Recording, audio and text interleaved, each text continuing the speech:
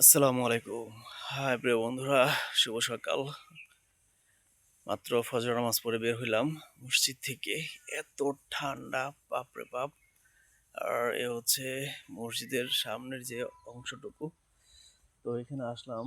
আহ, খুবই অনেক কুয়াশা পড়ছে, মারাত্মক কুয়াশা। তো দেখতে পাচ্ছেন, দূরে কিছু দেখা যাচ্ছে না। তো এখানে অনেক ঠান্ডা, মোটামুটি মারাত্মক ঠান্ডা।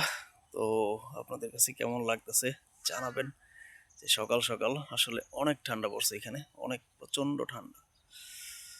ও, তবে মজার বিষয় হচ্ছে যে আসলে খুব ভালো লাগতেছে। যদিও ঠান্ডা, তারপরে যে ফজরের নামাজটা আদায় করতে পারছি আলহামদুলিল্লাহ। খুবই ভালো লাগতেছে, প্রশান্তিময় লাগতেছে। এটা হচ্ছে বড় কথা, আলহামদুলিল্লাহ। সকলকে নামাজ পড়ার জন্য আহ্বান করছি। সকলে 5 ওয়াক্ত নামাজ পড়বেন ইনশাআল্লাহ।